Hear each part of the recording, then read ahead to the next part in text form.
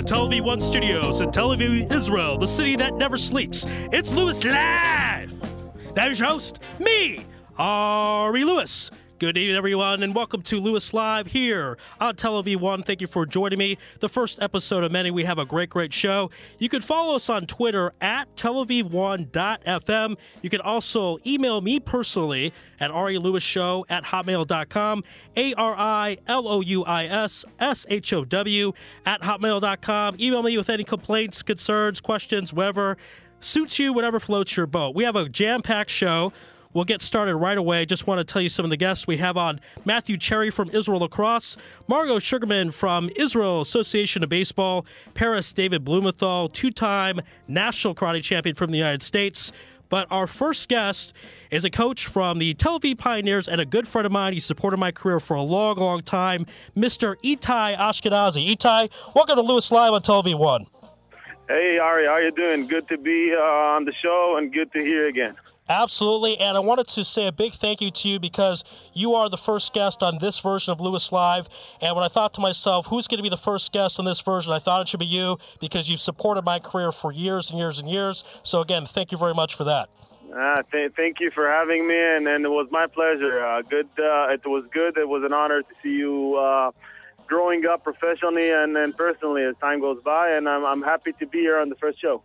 Great. Well, thank you very much. Let's get into general before we get into specifics with your team, because there's a new audience listening to us here on telaviv1.fm, and you joined the Israel Football League in your 20s. Most people take up football at a younger age. So for people out there listening in their 20s, later in life, thinking, I don't know if I can play football, tell them about your story and how you got into the Israel Football League.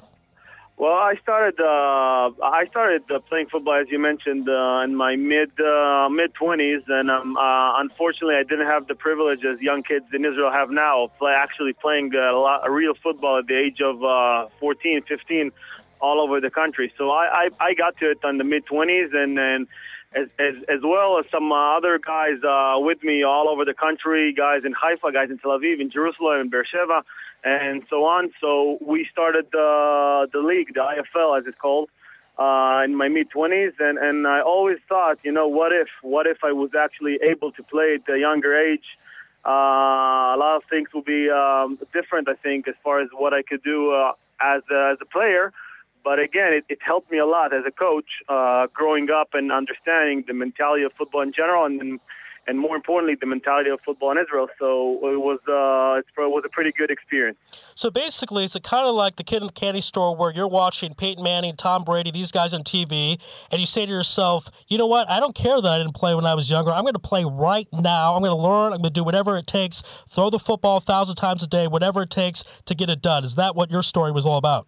I think it was not only mine, but many other guys playing in the IFL. A lot of other, receivers, linemen, running backs, quarterbacks. A lot of guys that are actually even played until now and done it in a very high level. So, yeah, I wanted to play quarterback. So I just went on myself for hours and days and hours every day and just practicing by myself, trying to get to a decent level of actually being able to play the game. And as well, many other guys did that in other positions. So as time goes by, we did what we could, with ourselves and with the limited knowledge we have here. But again, right now, the level of knowledge, coaching, expertise from younger age to adult teams to the IFL teams themselves is much greater and bigger. So I think the league has gone tremendously professional, not a professional, but way higher level than we started at 6-7 years ago.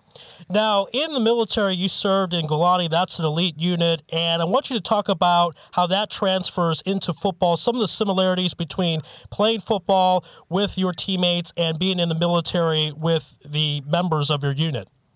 One of my goals or my dream was getting into an elite unit in Golani. In a specific unit in Golani was to try and bring the mentality of, I didn't know football very well, but as far as I did know, I thought that the mentality of combat unit and football is very much similar in many ways. And doing both, I'm happy to know that I pretty much was right about the mentality and the level of competition, the level of teamwork, the level of trying to be as tough as a man as you can be, winning game and practicing as hard as you can.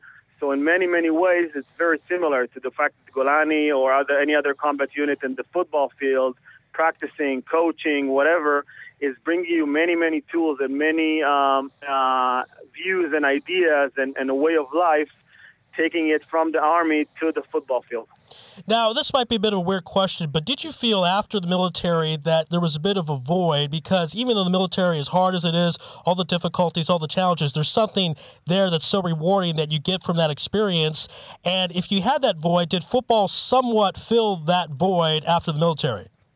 I think so. I think you're right, Ari. I think that in many ways, the brotherhood or the team concept in the military is so strong that you definitely seek to try to fill that void, as you call it, in other ways, and football is definitely one of them. But the football, for me, came like 4 or 5 years after the Army, so it wasn't about the void to fill. It's actually about try to bring that mentality and the tools and the things that I learned as a man from the Army to the football mentality in Israel, and I'm happy to see that most of the guys doing that thing in here, Israeli natives guys, a lot of them are coming from the same mentality and the same aspect. So it's pretty much get you to be proud of what has been done here in the IFL. We're speaking with Itay Ashkenazi here on telev1.fm. Let's talk about your success, because you go from watching Peyton Manning, watching Tom Brady on TV, to all of a sudden playing in front of thousands of people, playing on TV, playing in championship games. What was that like for you? Was that something you ever expected to happen? Well, I wanted to do that as best as I can. I never thought about, crowd or championship, and unfortunately, I didn't think I had that much success as a player because we didn't win a championship. So for me, it doesn't matter how many touchdowns you threw, personal whatever rankings or whatever, as long as you didn't win a championship. So I didn't actually succeed it, but. Actually, my biggest dream, I think even now, realizing it, was actually being a coach, because I never thought that because I started so late playing, I never thought I could be at the level that I actually wanted to be as a player, but I definitely aimed on being a coach. So I think as far as the dream, if that's something you talked or thought about asking, the dream is actually being a part of the success and a part of the community of the IFL as a coach and trying to succeed over there with the best knowledge I have, and one of them is the experience that I had as a player and the knowing of actually how it's like, being there on the field with the pressure, with the crowd, TV and all that stuff. And I know from firsthand how it feels. So it's helped me tremendously right now as a coach. Now, before you were a coach of the Pioneers, you coached in the high school league. So talk about what are the differences between coaching high school players and coaching guys 20 years old, 30 years old, even 40 potentially. Talk about the differences. Well, I have to correct you on that, because I'm actually right now I'm working and coaching the high school a lot more than I'm doing, unfortunately, with the Pioneers because of personal issues that I have.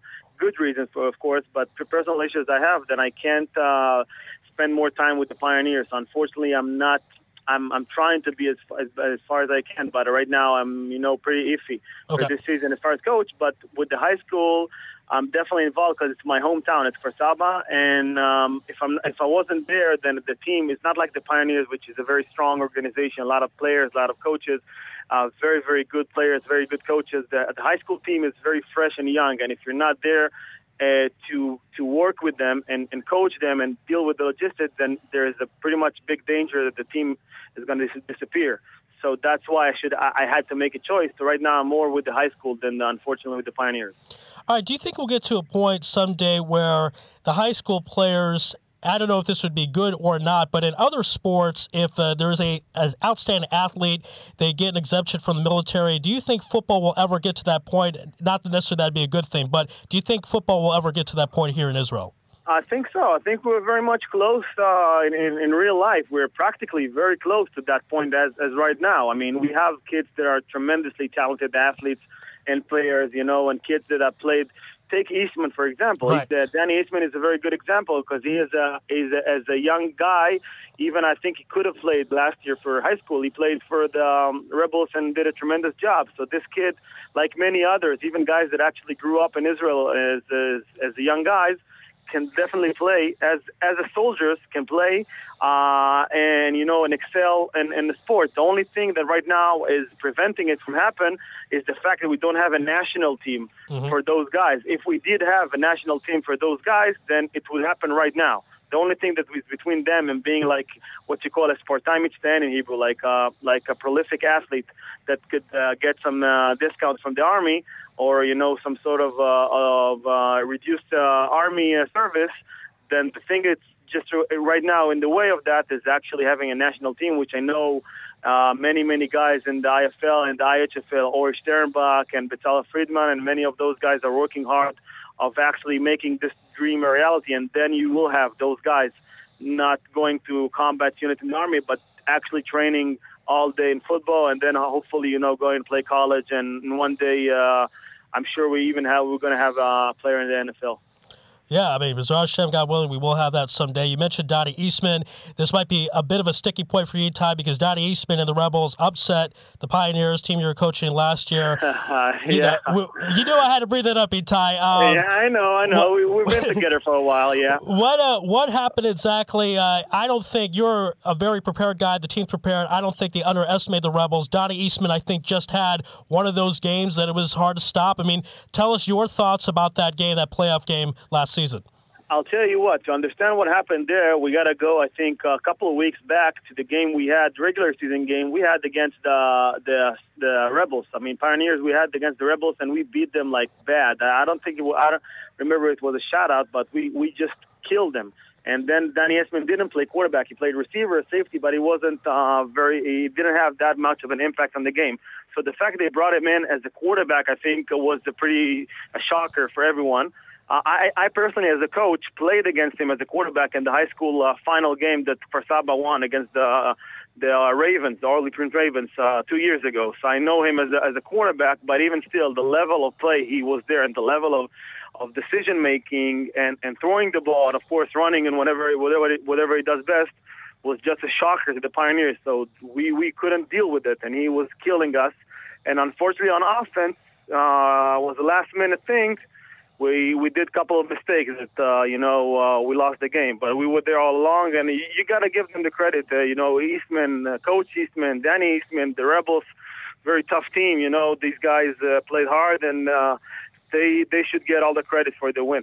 Donnie Eastman, as you mentioned, played in the high school league, and last season, 18 years old, was the MVP in the entire league, got to the title game where they lost to the Sabres. This season's going to be a lot of fun. A lot of teams could win the title. Pioneers could win it. Sabres could win it. Rebels, a lot of different teams out there, so that will be fun. Itay, I got to tell Ari for just one thing about Danny Eastman. I mean, more than, I think for me personally, more than his talent and his ability to play, I mean, his attitude and the fact that he is just a tremendous guy, and the fact that even if you're winning against him, if he's losing, winning, but his attitude and the level of the mentality he brings to the game, as a coach, I see young guys competing against him, even losing to him, winning to them, but he's such a great character on the field and off the field that he's such a contributor for the game that, it's just a great opportunity and a great thing playing against him. Doesn't matter if you win or lose.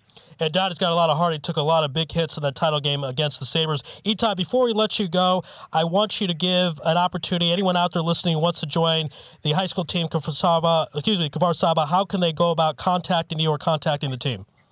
For Saba, we got a Facebook page for Saba Hawks Football. We got... we don't have a website, so probably Facebook would be the best way of contacting us. Pioneers, you got a website for the Tel Aviv Pioneers. You got a Facebook page for the Pioneers.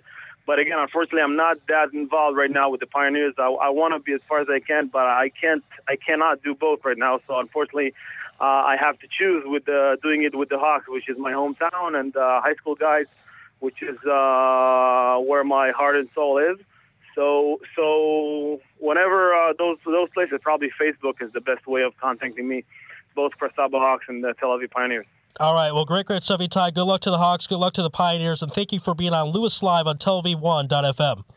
Thank you, Ari. Good luck. Good to be with you. Good to hear you, and I wish you all the best in the new show. Thank you so much. We'll see you soon. See you on the field. And before we go to a musical interlude, just want to remind everyone our next guest is two-time American karate champion Paris David Blumenthal. Don't want to miss that. This is Louis Live on Tel Aviv.FM.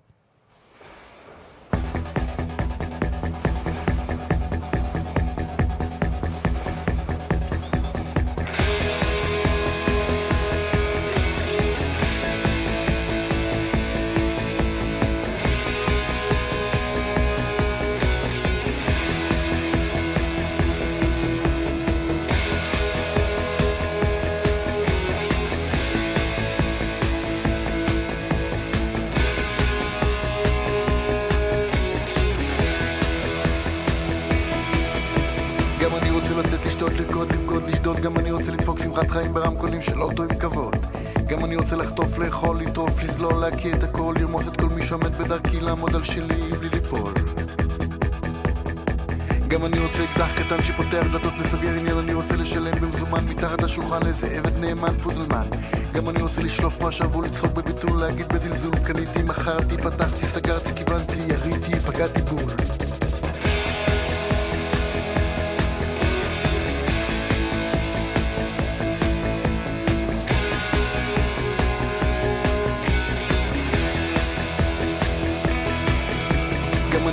בן של מי שרימה ועונה וקיבל חנינה, בן של אבא יסודר לי חיים קלים בצבא, אבא ישלם ויבטל את התלונה.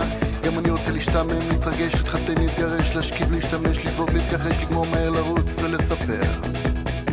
גם אני רוצה שיכתבו עליי בספורט, ברכילות, בחדשות, שיפיצו שמועות, שמות, שקרים, סקנדלים ובושות. גם אני רוצה לכתוב רומן אוטוביוגרפי, חינוכי וחושפני, לחפש אותי, למצוא את עצמי, להגיד אני, זה אני, זה אני. אני רוצה הכי גדול, הכי מהר, הכי יפה. אני רוצה הכל הכי טוב, הכי הרבה. אני רואה את זה מולי, צבעוני, טבעי, על המסך שלי. אני רוצה להיות שם, אני רוצה להיות שם, אני רוצה גם, אני רוצה גם. גם אני רוצה לקנות בקבוצת כדורגל או כדורסל, אני רוצה להכיר את מונליזה אורגינל. אני רוצה להיות ידיד בין ידידי המוזיאון, גם אני רוצה סלון עם חלון במגדל שמשקיף לים התיכון. גם אני רוצה חבר בכנסת ובמס ההכנסה, גם אני רוצה להריץ ולהקפיץ, להפיל את הבורסה. גם אני רוצה שומר ראש נהג צמוד ולימוזינה גדולה, גם אני רוצה מקום בהנהלה של מפלגה שתיקח אותי אצלה. אני רוצה הכי גדול, הכי מהר, הכי יפה. אני רוצה הכל הכי טוב, הכי הרבה. אני רואה את זה מולי, צבעוני, טבעי, על המסך שלי. אני רוצה להיות שם, אני רוצה להיות שם, אני רוצה גם, אני רוצה גם. אבל איפה אני? איפה כולם? איפה אני? איפה כל העולם? מה אני יושב כאן סתם? Back here on Louis Live on Tel Aviv1.fm. Thanks again to Itay Ashkenazi for coming on the program. We're going to now switch gears to talk about the world of martial arts with our next guest, big friend of mine and a big supporter of mine. He's a two-time American karate champ, and he is the author of the best-selling book, All-American Karate Champ. Please give a warm Louis Live welcome to Paris David Blumenthal. Paris David, welcome back to Louis Live. Well, thank you. How are you doing, Louis? Doing great. So much to talk about. The last time we spoke, you were very excited about the Maccabiah and all the martial arts that was going to go on and all the tournaments that were going to go on with some of your students. Tell us how that worked out and tell us about some of the success that your team had. Well, in Ashdod, we have a sensei by the name of Moshe Buknik, and we had combined our efforts to develop the students to the best we could with technical areas and so forth for karate. I brought a few things to the table. He brought quite a few to the table as well. And we had a combined unit of 10 students who were able to qualify for the Maccabees from the city of Ashdod. Wow, very impressive there. And when you qualify for the Maccabiah, you're going against countries all over the world. What was that like for the students to instead of fighting and training with people from Israel, they're fighting and training people from Canada, the United States, Switzerland, I mean, all over Europe, all over the world. Tell us what that was like for your students. Well, I'm sure they were. Of course, it's an elated feeling for all of them. They were, of course, the top two in each of the categories were able to qualify, and then added a third from Israel. So Israel really was loaded with a great team. Then again, you have Jewish athletes that are from all different countries. It gives an Olympic, basically a Jewish Olympics in Israel and Jerusalem. The students, I'm sure, were very excited, and all the ones that did medal and the ones that did not medal had a great time. A lot of the karatecas from all over the world had commented that they had a great time, and it was an outstanding event from what I saw and everything else. How do you think it compared with the 2009 version, 4 years after the fact, the improvements that were made? How would you compare the 2 years? Well, I couldn't tell you exactly on those because at the time I was not on looking after the team from Israel and so forth. I was back in the United States and when it went on. But from what I was told, I had asked this question you did, and during the time they felt they had one of the best teams ever to go into the Maccabees and showed it. And they felt that karate has definitely taken a step above what it was with a new format. We have a new president by the name of Gabi Micheli. He has a big background, a lot of connections worldwide. He's a good technical person as well, but he brought in a great coaching staff. And he was able to get everybody to work together. And I think it showed the amount of people that had competed were at a very high level because of this. He instead of politics, he was able to take that equation out of it. There's always politics, right, but we were able to get the athletes involved as opposed to what athletes were politically connected. Politics in a Jewish country with Jewish people? Get out of here. I wouldn't think of such a thing. Nah, you're right. Never. It would never happen. How will you then look into the future? You have this great performance over the summer. You have students winning medals. You talked about the 10 students from Ashdod participating in this event. How does that help you in the future and get more and more success for 2017, 2021 Maccabi Games? Well, let's look at a lot of things here. We have, I have to equate with martial arts with, I told you I did a black belt economic program for Israel for the near future because they use Keynesian economics. I think economics has a lot to do with the performance of athletes and so forth. If you look back at the Soviet Union when it crashed, their Olympic performance obviously went down because of the economics. Economics is a major point and also opportunities for athletes. And the opportunities given is they don't have a lot of sponsorship here because these areas it's not it's against the law to get sponsorship for whatever reason I don't understand. In America, and that's what we survive off are sponsorships. And for these athletes, I think they would have to open that up. They have to take that into consideration for the near future. We're looking at tumultuous economic upheavals all over the world. We know that in Europe and the United States is having a tough time. And need I mention anything that's going on around us? Yeah, in the Middle our East? neighbors, yeah. Yeah, Egypt, a good example of this is Egypt has probably one of the best teams in Africa and the Middle East. They're outstanding in karate.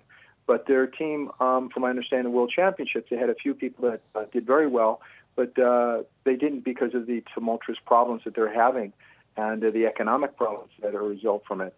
So for the future, I believe that the economics have to be improved. The opportunities for Israel have to improve.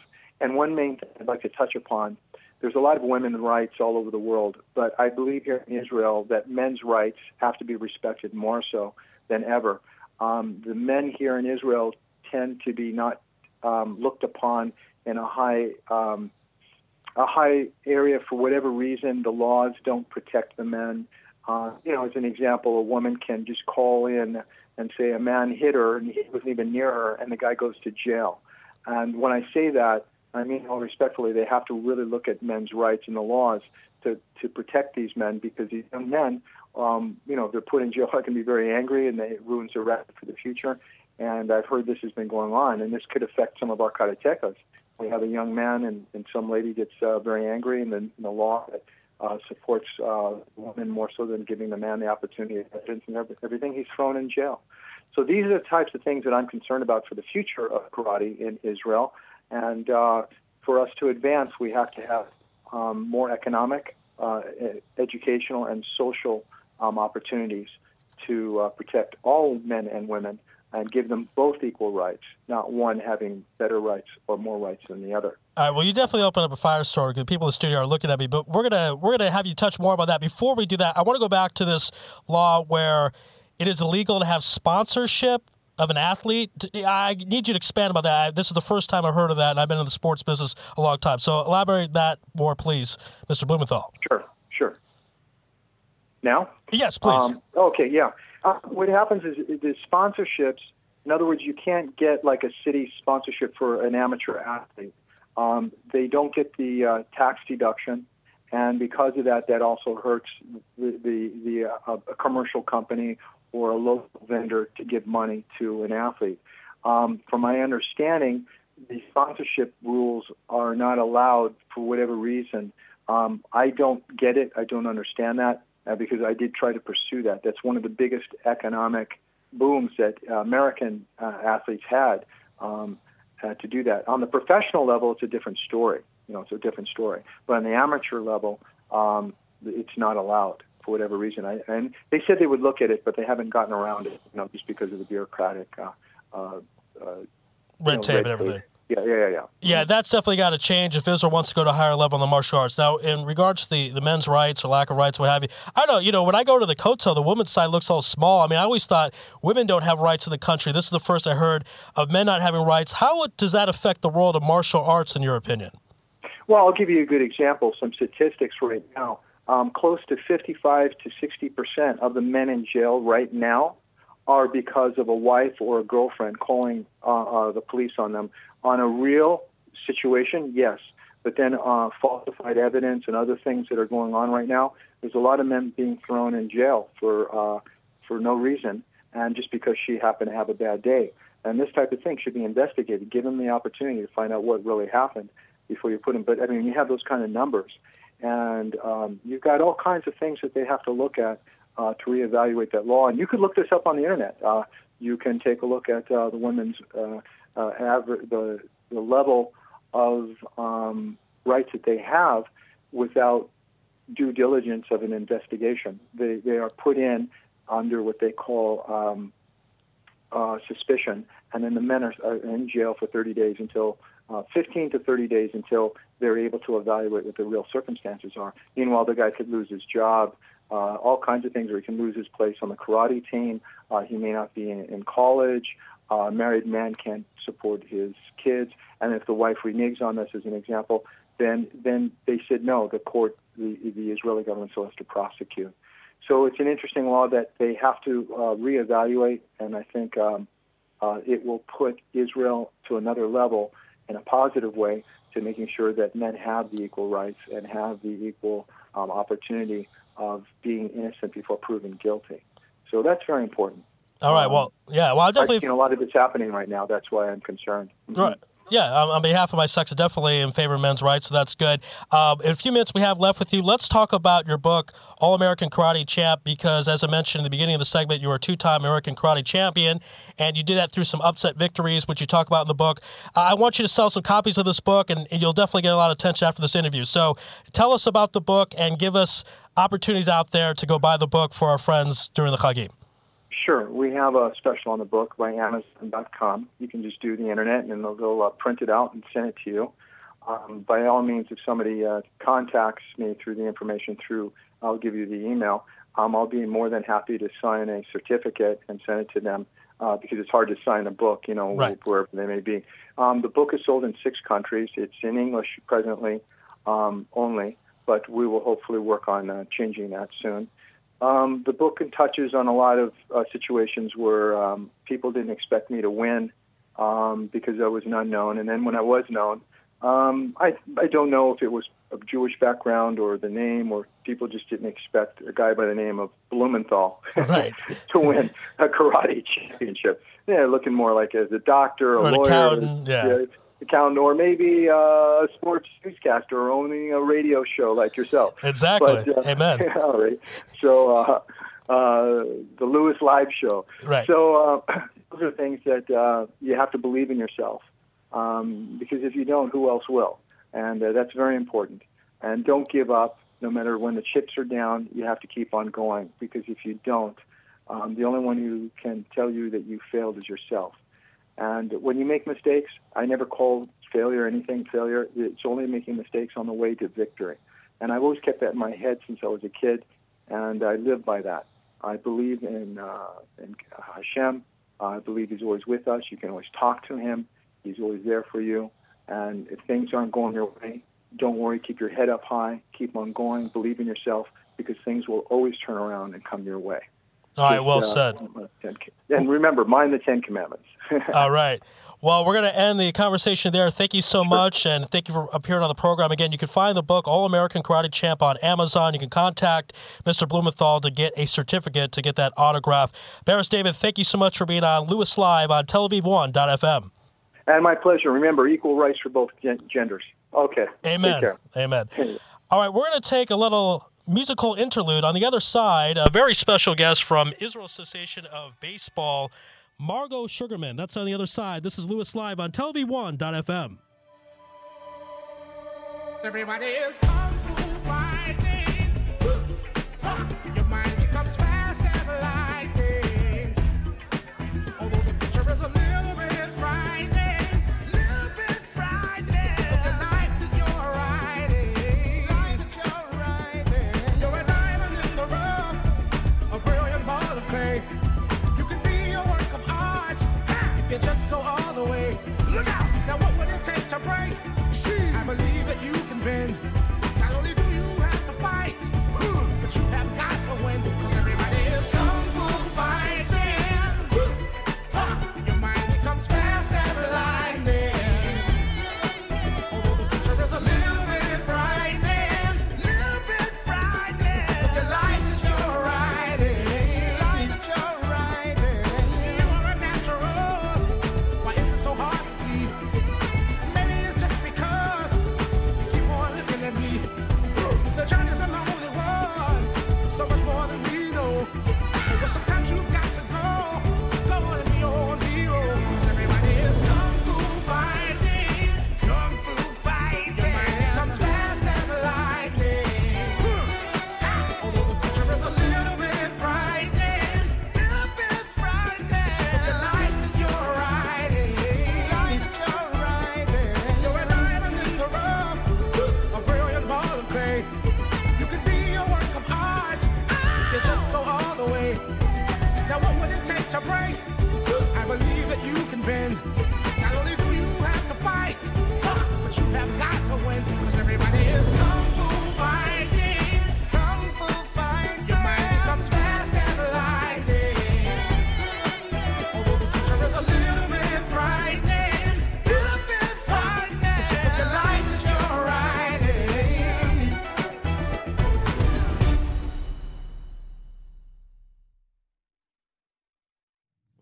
All right, back here on Louis Live on Tel Aviv 1.fm. Thank you so far to our two guests, Itay Ashkenazi and Barris David Blumenthal. We're going to keep the show right on rolling with a very special guest. She is the Secretary General of the IAB, Israel Association of Baseball. Please give a warm Louis Live welcome to Margo Sugarman. Margo, how you doing out there? I'm good, thank you. How are you? Doing great. So much to talk about. Let's first go with the Maccabi. The baseball was a big success. There were 3 teams, Canada, United States, and Israel, of course. Talk about some of the memories from the tournament and talk about some of the excitement and enthusiasm that occurred from everybody watching and playing baseball together. Well, it certainly was exciting, as you say. I think probably the strongest memory that everybody took away from that tournament was watching the incredible Israeli team doing something that none of the Israeli teams have done before in the history of the Maccabi games. What I'm talking about, of course, is beating the very mighty Team USA that had never lost a game until then, and of course beating Team Canada and putting up an incredible show in all its games. And I think that just shows that Israel baseball has really, really come along over the past 4 years and beyond, and also where it's going to, and the potential for what we're about to see in the next few years. So that was really exciting. The other parts that were exciting were, of course, the amazing camaraderie, the great memories that the players themselves had from coming to Israel, playing baseball here, enjoying our facilities, enjoying the hospitality, and, you know, some of them seeing Israel for the first time through baseball, which was really, really exciting. and also a well-organized tournament. And hopefully we'll be seeing a lot of those players in 4 years' time. Absolutely. The tournament, by the way, is held in Baptist Village in Petah Tikva. Another interesting thing I found when I was at the games, broadcasting the games, people flew in from the United States, from Canada, to watch their children play. How surprised were you that they took a trip all the way out to Israel to watch a tournament and stay here for a few weeks? It wasn't surprising because it's such a special way to see Israel. It's combining two fantastic aspects of being Jewish. It's Israel and it's baseball. And you put those two things together and you have an incredible experience in Israel where you can watch your kids play baseball against Israelis. Maybe you don't necessarily want them to beat Israel, but of course there's the competitive side that wants them to win. And also being able to be there at the beginning of every game, standing up and singing the American anthem, singing the Canadian anthem, and then most importantly, singing Hatikva, which was such a great experience for so many of the parents and, of course, the kids who came, to be able to be standing there with everybody singing Hatikva together before a game and enjoying it so much and just getting such an incredible feeling being in Israel, playing baseball, playing against Team Israel, watching these incredible Israeli kids coming up, doing great things with Israel on their jerseys. It's a fantastic experience. Who wouldn't want to come for that? And a lot of these kids, and even a lot of the parents, that was their first trip to Israel ever, and it was definitely a great experience. Now, you've talked about the Israel success in the tournament. They've had success before the Maccabiah. Talk about that. They had a second-place finish in the Czech Republic, so elaborate a little more about that. Wow, that was fantastic. I was very lucky to be there and to watch some of those games. It was incredible. It was Israeli baseball at its absolute best. These guys dug deep. They came up with some fantastic plays, some really, really great games, games where they weren't sure they were going to win. They were maybe the underdog in some of these games, and they just came through and did incredible, incredible things. The worst part, of course, was being stopped in the finals by the very, very big and strong German academy. Ooh. But they did incredibly well. It was such a pleasure to be out there watching them play. Again, there's something quite spectacular about going to a European country with an Israeli team, seeing these incredible players who work so hard, the coaches, the players, the amount of commitment they have and the amount of work they put in, and you see the results. That's what it's all about. It's working hard, it's coming out, it's getting those medals, it's getting the recognition, getting great press in Israel when they came back. The media was extremely, extremely good to the Israeli team and gave them a lot of coverage, which was great. And they deserved it because they did amazingly well. And I was very privileged to be watching so many of those games and watching them just, making Israel proud and making Israeli baseball really, really proud. Yeah, it's very important to represent Israel on the world stage like that. They're in Europe, they're playing European countries. What were the other teams' reaction to a team from Israel, players who you think don't grow up with the game, competing at a high level and finishing second place? How did the other teams react to that? Well, I think at this point, Israel is actually quite a well-known player on the European circuit. Israeli teams participate in quite a few of the European tournaments. They participate in these tournaments in Prague, in Czech Republic. Israeli teams have been going for many, many years now. Israeli teams have been playing as well there's Italian tournaments for the younger teams that the Israeli teams have been participating. So it's not a huge surprise. And in fact, Israel it's almost become an expectation that the Israeli teams are going to be at these tournaments. So I wouldn't say it's so much of a surprise. I think what is a surprise is watching how these teams from year to year are just getting better and better. And I think that this year they really, really outperformed and went beyond all expectations. And I think a lot of the teams who assumed that they were going to beat Israel found themselves, on the wrong end of the scoreboard. And weren't shocked that it was Israel, but just shocked that they were being beaten by a team that they thought that they could beat, and that was exciting. We're here on Louis Live with Margo Sugarman. Let's talk about Nate Fish, because Nate Fish was the coach of that American team that was so dominant. They won very easily in the tournament. They had 2 no-hitters. They had a couple of mercy games. A lot of that was due to Nate Fish. Now Nate Fish has made Aliyah, so congratulations to him, and he will be working with Israel Baseball. So talk about his capacity and some of the roles he'll be fulfilling. Well, Nate Fish is just probably one of the best things ever to happen to Israel baseball. He's been officially part of the IAB since the 1st of August. It feels like he's been here forever. He's everywhere. He's all about baseball. He's about getting out there on the field, being with the kids, working with the coaches. He's really, really about raising the level of Israeli baseball. He's working exceptionally hard.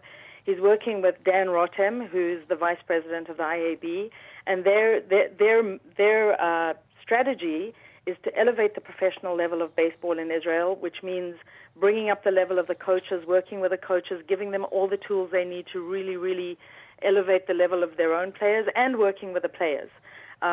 So he works day and night. You won't find a minute of the day just about where Nate isn't working on baseball. And his motto is more baseball, better baseball. And it's a great motto because that's really what we need to do if we want to raise the level of baseball in Israel.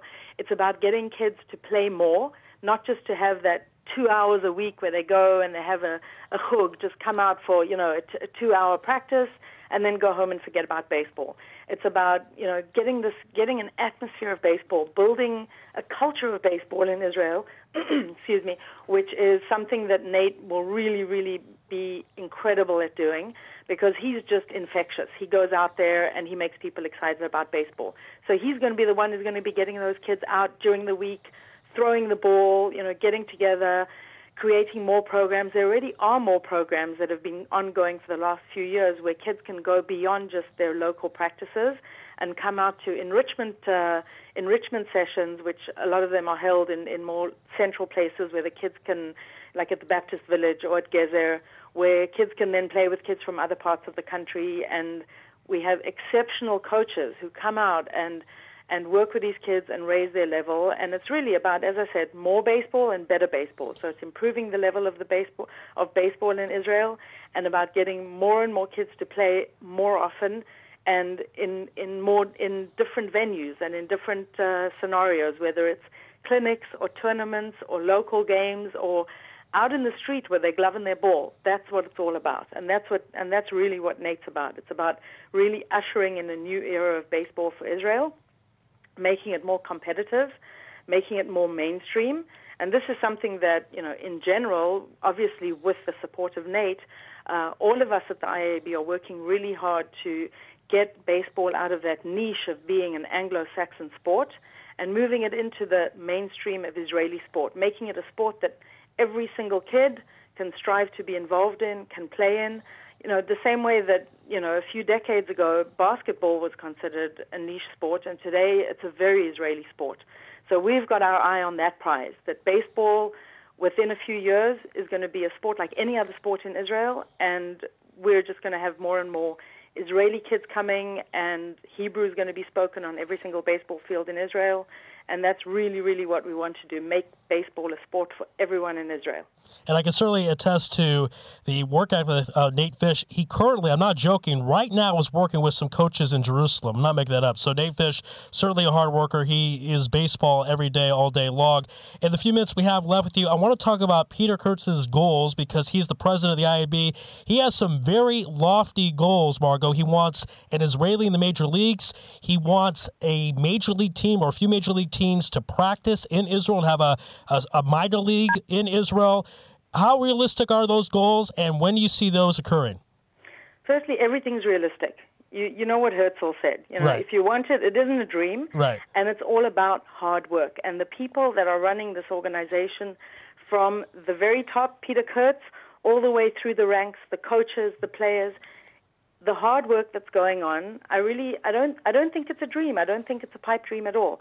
I think that every year when you see a team like the Israeli Maccabiah team beating Team USA, decisively beating Team Canada, where 4 years ago there was just no way that they could do it because the level wasn't there yet, you can see that it's all possible. When you see a team like the Israel team in the Czech Republic going up against some of the top teams in Europe and easily beating them, again, where a few years ago that wasn't something that could happen, then all of this is possible.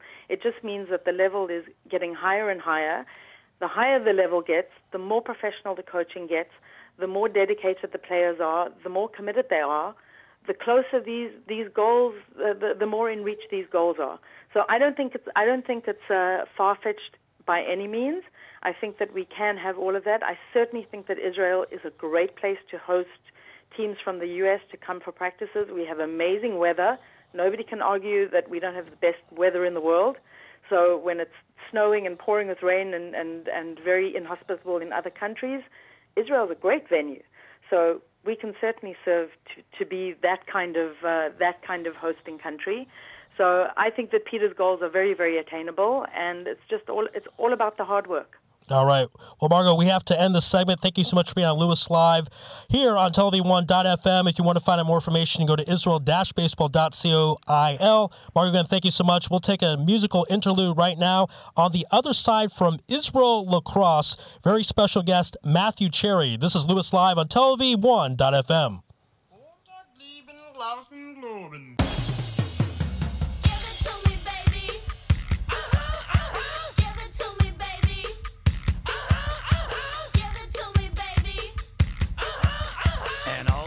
Say I'm pretty fly for a white guy.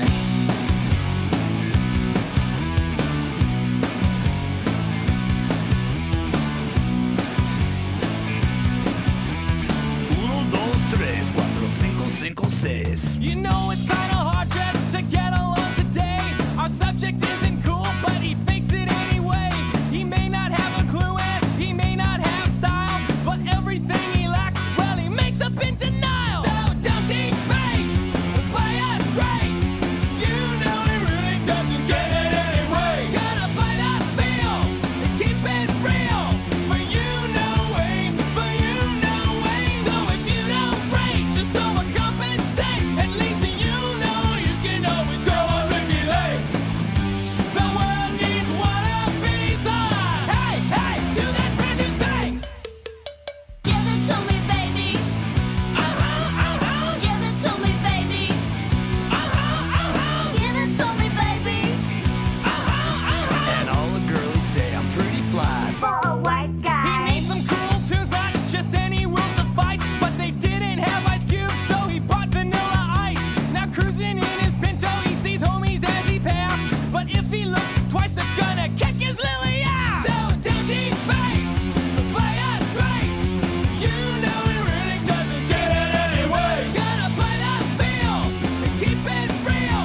For you know way. So if you don't break, just overcompensate. At least you know you can always go on regulate.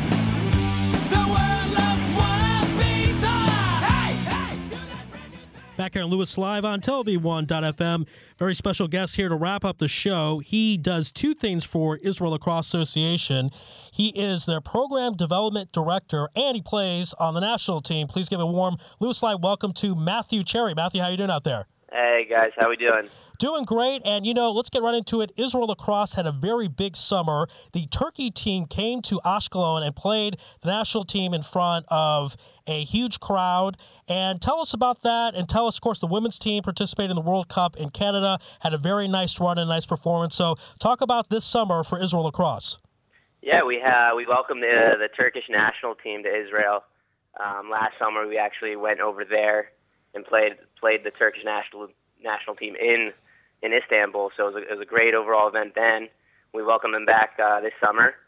Had a great event, had over 250 people come to our game.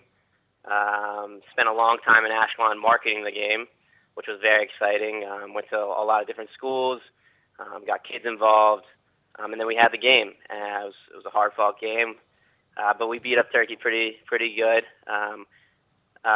Prior to that, we welcomed the Turkish national team to volunteer with our lacrosse camp in Ashkelon, and all of their players came to that, and it was a great overall welcoming.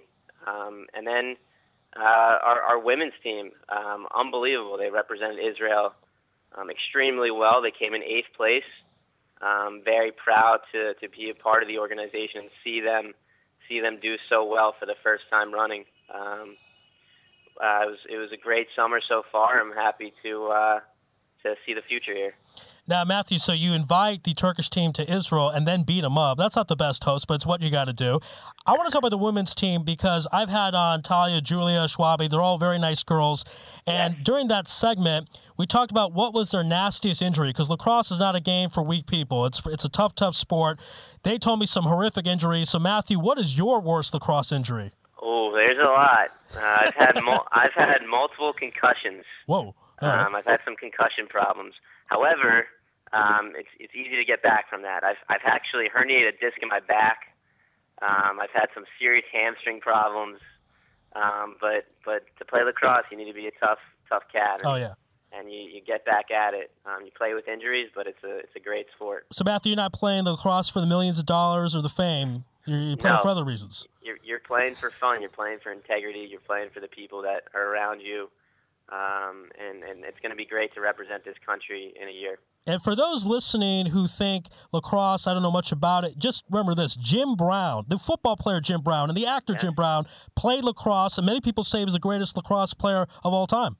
That is true. Jim Brown played lacrosse in the 50s. A bunch of people actually have played lacrosse. A bunch of famous people have played lacrosse. That is not very known. But Jim Brown I've heard that as well, that he is one of the best lacrosse players of all time. Yeah, many we do have some of the best lacrosse players in our organization. Some of the coaches, Bill Baroza and Mark Greenberg, who were played for Roanoke College and John Hopkins. So they're going to be representing us as our coaches in Denver in the summer of 2014, and I'm excited to call them our coaches. Now, we talked about some men's rights here on the show. I want to talk a little bit more about the women because in Canada, not only are they tough and they play with all these injuries, but the field itself, I was told, was 140 degrees Fahrenheit when you factor everything in. Is that true, Matthew? That is true. It's tough. It's tough to play in that heat, but they powered through it. They were. I talked to a bunch of them, and it was tough. But hey. Lacrosse is a tough sport, and you need to be tough to play, and they fought through that heat. Now, very touching story that occurred over the summer. Of course, Israel Lacrosse has a policy. They do not play games on Shabbat, and there was a situation that occurred with the women's team regarding that. So tell us about that story, and tell us about what the other team did to help Israel out. Yeah, so Israel Lacrosse is committed to not playing on Shabbat. That's something that's our number one thing. We don't play on Shabbat. We don't play lacrosse on Shabbat at all circumstances, including the World Games.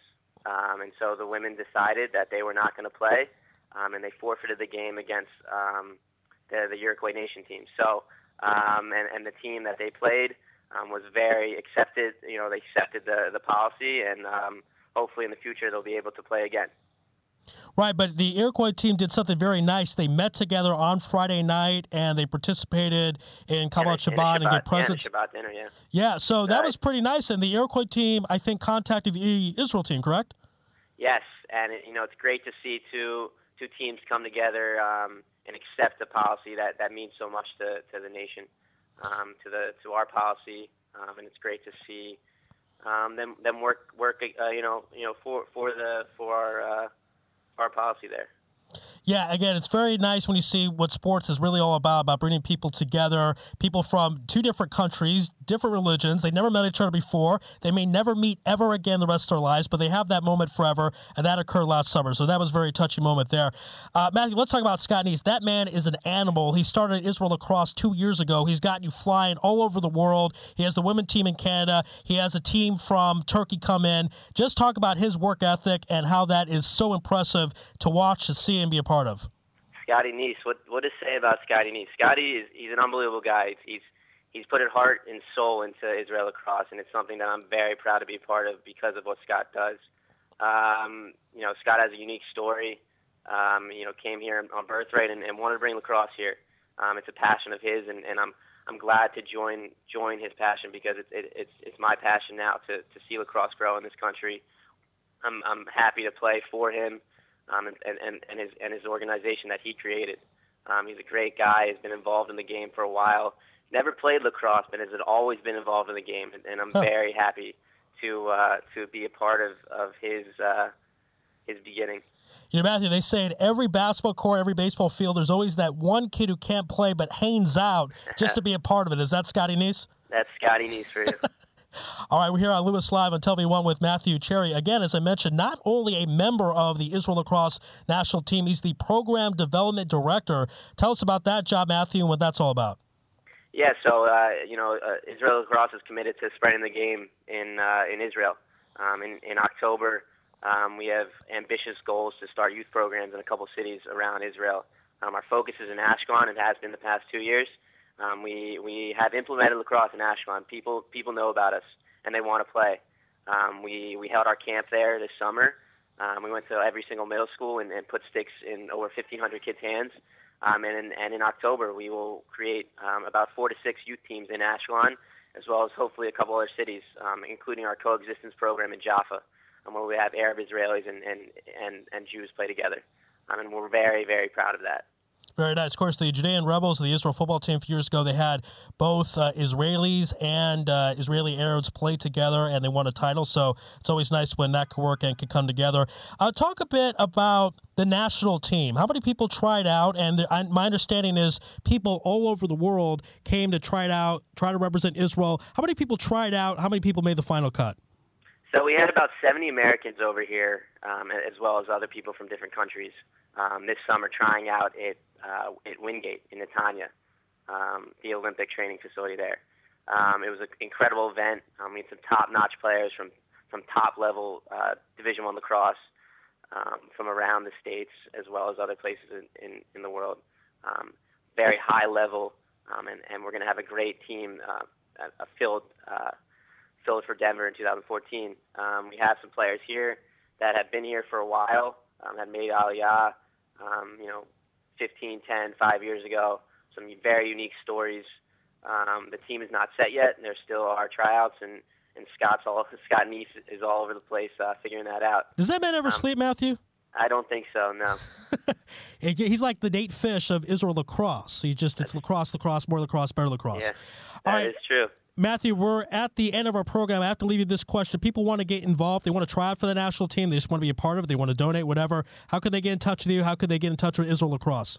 Yeah, look us up on Facebook at Israel Lacrosse, Instagram Israel Lacrosse, and Twitter at Israel Lax. Also online at israel.co.il. Check us out. Join the cause. Join the movement. All right. Matthew Cherry, a member of the Israel National Lacrosse Team and Program Development Director. Thank you for being on Louis Live on telev1.fm. All right, thanks. All right, folks, that's going to wrap our show. I just want to say a couple of thank yous, but before we even thank the guests, I just want to point out what took place this hour. It was cool stuff. We had 4 guests from 4 different sports here in Israel. So if you think Israel is not the place for sports, you are wrong. We had a member from the Israel football team, member from Israel martial arts, member from Israel baseball, and a member from Israel lacrosse. And there is much, much more to come. So stay tuned for those things. If you want to get in contact with me personally, Ari Louis Show at hotmail.com. ARILOUISSHOW at hotmail.com. If you want to find out about this station on the Twitter handle is at Tel Aviv 1 FM, again, at TLV1.FM. Thank you, everyone, for listening in. Again, thank you to our first guest, Itay Ashkenazi, who does some coaching with the Tel Aviv Pioneers, but more with the Kfar Saba Hawks, the high school team. We thank Itay for coming on the program and representing Tel Aviv so well. Our second guest was Paris David Blumenthal, 2-time American karate champ. And he wrote the book, All-American Karate Champ, which you can get on Amazon, and we discussed men's rights during the segment. Then from Israel Baseball, Israel Association of Baseball, Secretary General Margo Sugarman, talking about the dream of an Israeli playing in the major leagues is not a dream, if you will it, as Theodore Herzl said. And our final guest, Matthew Cherry, Program Development Director and member of the Israel Lacrosse National Team, talking about Scott Neese Never Goes to Sleep. Stay tuned for a lot of great programming here on telev1 and a lot of great stuff. But that's it for tonight. God bless and good night.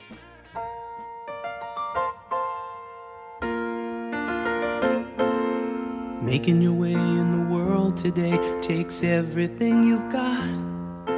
Taking a break from all your worries sure would help a lot. Wouldn't you like to get away?